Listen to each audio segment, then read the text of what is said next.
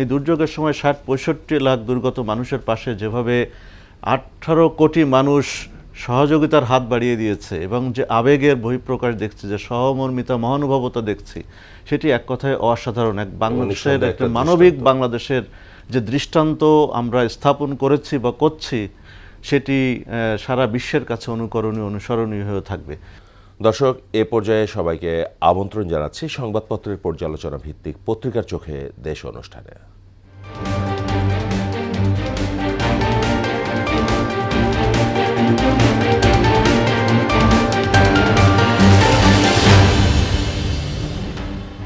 দর্শক, পত্রিকার চোখে অনুষ্ঠানে আজকের অতিথি মোহনা টেলিভিশনের senior news editor Shipon Haldar.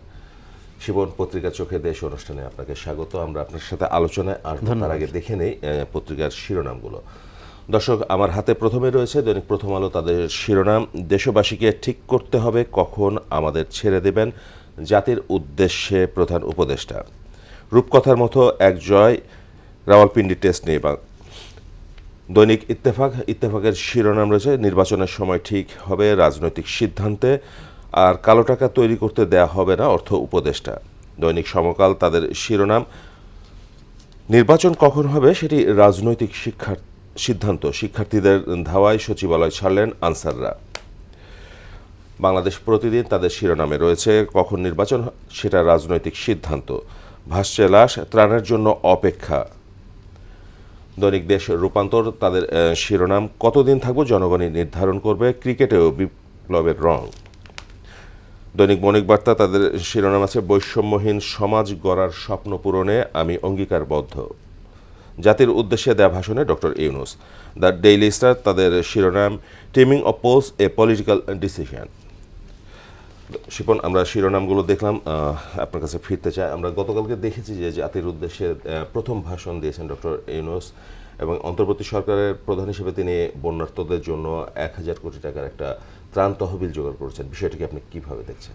প্রথমত হচ্ছে যে একটি অসাধারণ ভাষণ আমরা দেখলাম, এবং সচরাচর এই ধরনের ভাষণ আমরা সাধারণ মানুষ হিসেবে দেখি না। সেখানে বিভিন্ন বিষয়ে সুস্পষ্ট দিক নির্দেশনা রয়েছে। সরকার কতদিন থাকবে, বন্যার্তদের পাশে কিভাবে দাঁড়াচ্ছে, সেটি দেখেছি। আপনি বলছিলেন, আমরা সময় পেলে অল্প অল্প করে বিষয়গুলো একটু তুলে ধরার চেষ্টা করব। বন্যার্তদের জন্যে যে শোডাউন আমরা দেখি, বিভিন্ন গণমাধ্যমে, ঘটনাস্থলে পরিদর্শনে, বিভিন্ন জায়গার যে কান্নাকাটির যে ব্যাপারগুলো থাকে, সহমর্মিতা যেটা হয় লোক দেখানো, কিন্তু আমরা বাস্তব অর্থে ডক্টর মোহাম্মদ ইউনূসকে দেখলাম যে এনজিও কর্মকর্তাদের সঙ্গে, অর্থাৎ ৪৪টি এনজিওর কর্মকর্তাদের সঙ্গে তিনি বসলেন এবং বসে তিনি ১,০০০ কোটি টাকার একটি ফান্ড গঠন করছেন, এবং এর পরে পুনর্বাসনের ব্যাপারটি আসবে। এবং আমি বিশ্বাস করি ডক্টর মোহাম্মদ ইউনূসের নেতৃত্বে পুনর্বাসন অত্যন্ত সঠিক এবং বিচক্ষণতার সাথেই হবে, এবং এই যে দুর্যোগকালীন সময় আমরা খুব শীঘ্রই কাটিয়ে উঠব। এই দুর্যোগ, এটা জাতির দুর্যোগ, এবং এই দুর্যোগের সময় ৬০-৬৫ লাখ দুর্গত মানুষের পাশে যেভাবে ১৮ কোটি মানুষ সহযোগিতার হাত বাড়িয়ে দিয়েছে এবং যে আবেগের বহিঃপ্রকাশ দেখছি, যে সহমর্মিতা মহানুভবতা দেখছি, সেটি এক কথায় অসাধারণ। এক বাংলাদেশের একটা মানবিক বাংলাদেশের যে দৃষ্টান্ত আমরা স্থাপন করেছি বা করছি, সেটি সারা বিশ্বের কাছে অনুকরণীয়, অনুসরণীয় হয়ে থাকবে। সুতরাং বন্যার্তদের যে অবস্থা, সেই জায়গা থেকে এখন পানি কমতে শুরু করেছে।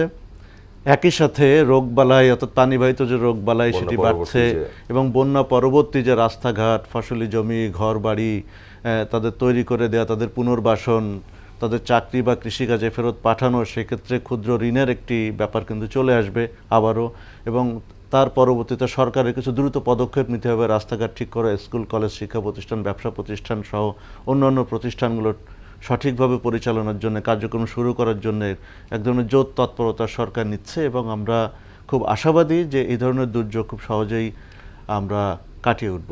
না, আপনার কাছে একটু জানতে চাচ্ছি, আপনি বলছিলেন যেমনটি যে বিগত বন্যাগুলোতে বন্যা হলে আক্রান্ত বা বানভাসী মানুষদের পাশে একটা শোডাউনের জন্য যায়, এবার একটা প্রতিযোগিতা দেখেছি ব্যতিক্রম। আমরা দেখতাম যে সাবেক যারা সরকারি ছিল, তারা সচরাচর কি দেখতাম যে হেলিকপ্টারে তারা পরিদর্শন করছেন, তারা বন্যার্তদের জন্য খুবই সহানুভূতিশীল হয়ে চোখের পানি ঝরাচ্ছেন। এই ধরনের ব্যাপারগুলো আমরা দেখেছি আমরা, কিন্তু সেটি ছিল এক ধরনের নাটকীয়তার অংশ, কিন্তু তাদের যে পুনর্বাসন পুনর্গঠনের যে উদ্যোগগুলো নেওয়া দরকার ছিল সেই কাজ বাদ দিয়ে তারা কিন্তু অন্য কাজে ব্যস্ত দেখেছি। আমরা এই জায়গা থেকে খুব আশাবাদী, হওয়া উচিত, এমনটাই হওয়া উচিত যে জনগণকে যদি আপনি ভালোবাসেন, জনগণের কল্যাণে বা বন্যার্তদের কল্যাণে তাদেরকে নিয়ে যদি ভাবেন, আগাম যে পদক্ষেপগুলো নেওয়া দরকার, যেমন বন্যা হওয়ার আগে বন্যার পূর্বাভাস পাওয়ার সাথে সাথেই তাদেরকে সরিয়ে নেওয়া বা তাদের পুনর্বাসনের জন্য আগে থেকেই ব্যবস্থাগুলো নেওয়া, সেই অনুমান করে সে যে দূরদর্শিতা, সেই দূরদর্শিতার জায়গা থেকে অন্তর্বর্তীকালীন সরকার একদম অসামান্য একটি কাজ করছে এবং আমি দৃঢ়ভাবে বিশ্বাস করি তাদের বন্যার্তদের পুনর্বাসনে, ক্ষতিগ্রস্তদের পুনর্বাসনে আরেকটা বিষয় শিগগিরই আমরা ইতিবাচক কিছু পদক্ষেপ দেখতে পাবো। ডক্টর ইউনূসের ভাষণে দেখলাম যে উনি বলেছেন কতদিন থাকবো সেটা জনগণই নির্ধারণ করবে। দেখেন, অন্তর্বর্তীকালীন সরকার থাকার বিষয় একটি সাংবিধানিকভাবে এক ধরনের 90 দিনের একটি বিষয় রয়েছে, সেই জায়গা থেকে এই প্রশ্নগুলো আসা খুবই স্বাভাবিক। তবে অন্তর্বর্তীকালীন সরকারের এবারের আশাটা কিন্তু ছাত্র জনতার দাবির মুখে, তারাই কিন্তু এনে বসিয়েছে। কেন বসিয়েছে? দেশকে নতুন বাংলাদেশ হিসেবে গড়ে তুলতে চায়, একদম বৈষম্যহীন সাম্যের বাংলাদেশ হিসেবে গড়ে তুলতে, মানবিক বাংলাদেশ হিসেবে গড়ে তুলতে চায়। সেই জায়গা থেকে রাষ্ট্র সংস্কারের ব্যাপার রয়েছে। আপনি দেখবেন যে কালকে প্রধান উপদেষ্টা কিন্তু ভাষণে সুস্পষ্টভাবে বলেছেন বিচার বিভাগ, আইন বিভাগ, পুলিশ, প্রশাসন, শিক্ষা, স্বাস্থ্য, নির্বাচন কমিশনকে ঢেলে সাজাতে হবে, পুনর্গঠনের কাজ, পুনর্বন্টনের যে ব্যাপারটি রয়েছে, অর্থাৎ অদল বদলের যে ব্যাপারটি রয়েছে, সুতরাং ন্যায্যতার ভিত্তিতে, যোগ্যতার ভিত্তিতে পদায়নের যে ব্যাপারটি রয়েছে, সব জায়গায় ঢেলে সাজানোর কাজ ইতিমধ্যেই শুরু হয়েছে এবং নির্বাচন কমিশনকে অবশ্যই একটা গ্রহণযোগ্য নির্বাচন কমিশন উপহার দিতে হবে, যাদের অধীনে একটা অবাধ, সুষ্ঠু, গ্রহণযোগ্য এবং সব দলে অংশগ্রহণমূলক একটি নির্বাচন আমরা দেখতে পাবো। আমরা জনগণ হিসেবে আমরা আমাদের পছন্দের ব্যক্তিকে আমরা ভোট দিতে পারবো, নির্বাচিত করতে পারবো, অর্থাৎ জনগণের যে অধিকার, উনি বলেছেন যে জনগণের অধিকার সুনিশ্চিত করা এই সরকারের মূল উদ্দেশ্য। অর্থাৎ আমরা জনগণ কি চাই, আমরা কেমন বাংলাদেশ চাই, আমরা কেমন প্রশাসন চাই, আমরা অনিয়ম চাই না, আমরা দুর্নীতি চাই না।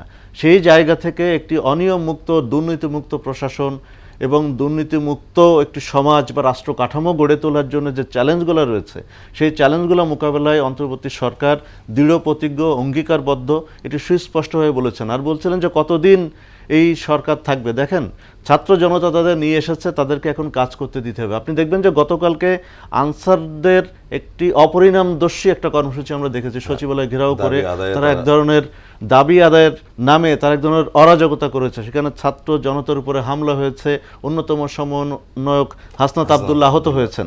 সেই জায়গা থেকে একজনের, অনেকে বলছেন যে কুয়ের প্রচেষ্টা, এর পেছনে কাদের ইন্ধন, এটি অবশ্যই খতিয়ে দেখা দরকার।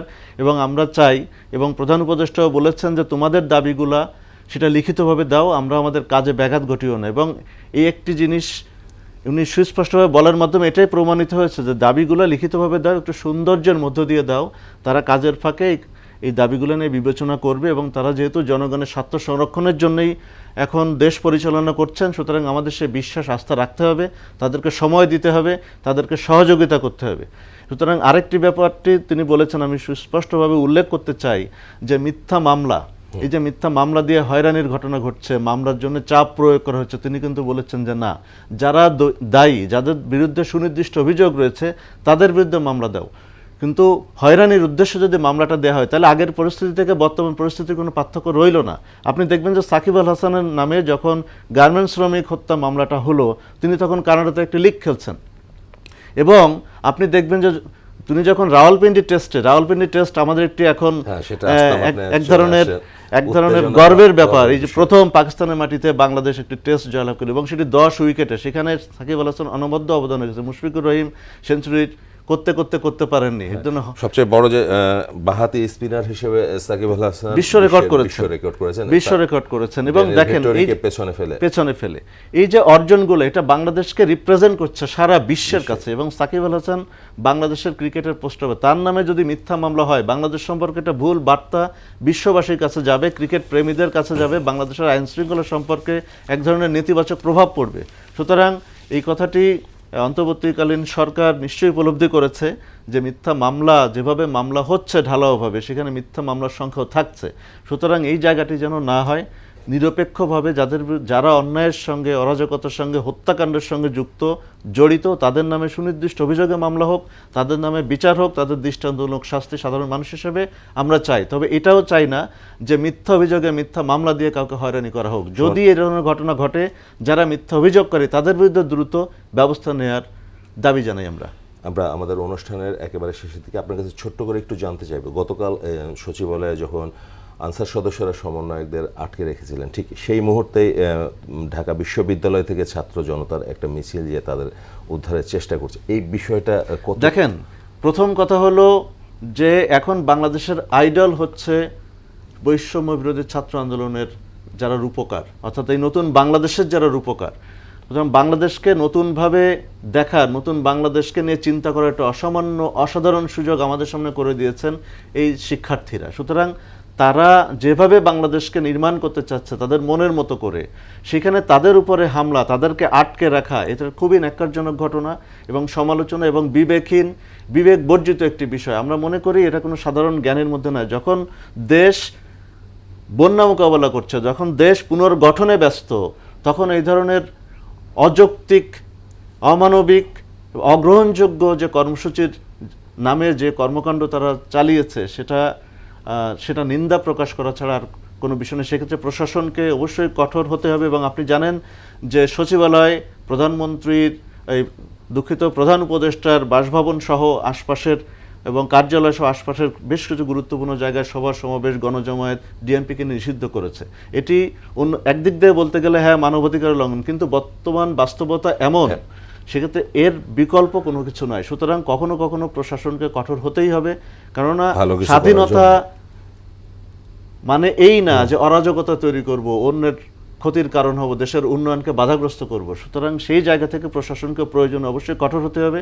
স্বাধীনতা এমন না হয় যেন অরাজকতা, বিশৃঙ্খলাকে আরো বাড়ানোর উস্কানি দিতে পারে বা সেই পরিস্থিতি তৈরি হতে পারে। সুতরাং কখনো কখনো প্রশাসনকে তাদের ব্যবস্থা নিতেই হবে। এবং আমরা অবশ্যই চাই একটি কল্যাণ সুন্দর বাংলাদেশ, সাম্যের বাংলাদেশ, বৈষম্যহীন বাংলাদেশ, যে বাংলাদেশে সবাই মন খুলে কথা বলতে পারবে। যেমন গণমাধ্যমের স্বাধীনতার কথা ডক্টর মোহাম্মদ ইউনূস বলেছেন, সেই পরিবেশটা আমাদেরকেও তৈরি করতে হবে। গণমাধ্যম কর্মী হিসাবে আমাদেরও দায় রয়েছে, আমাদেরকেও সেই বিষয়টি দেশপ্রেম এবং সরকারের কর্মকাণ্ড, সরকার পুনর্গঠনে সহযোগিতার হাত বাড়াতে হবে। একইভাবে বিদেশি যে দাতা সংস্থাগুলো আছে তারাও এগিয়ে আসবে বন্যার্তদের সহযোগিতায়, বন্যার্তদের পাশে। সারা বাংলাদেশ যেভাবে এক হয়ে গিয়েছে, আমরা সবাই জাতীয় ঐক্য দেখতে পাচ্ছি, বাংলাদেশ দেখতে পাচ্ছি। এই যে শক্তি, তারুণ্যের শক্তি দিয়ে আমরা বাংলাদেশকে নতুন বাংলাদেশে রূপান্তরের যে প্রচেষ্টা, যে উদ্যোগ, সেটা অবশ্যই সফল হবে বলে আমি বিশ্বাস করি। ধন্যবাদ শিবন, আপনার সাথে আবারও দেখা হবে পরবর্তী অনুষ্ঠানে। সেই পর্যন্ত ভালো থাকবেন।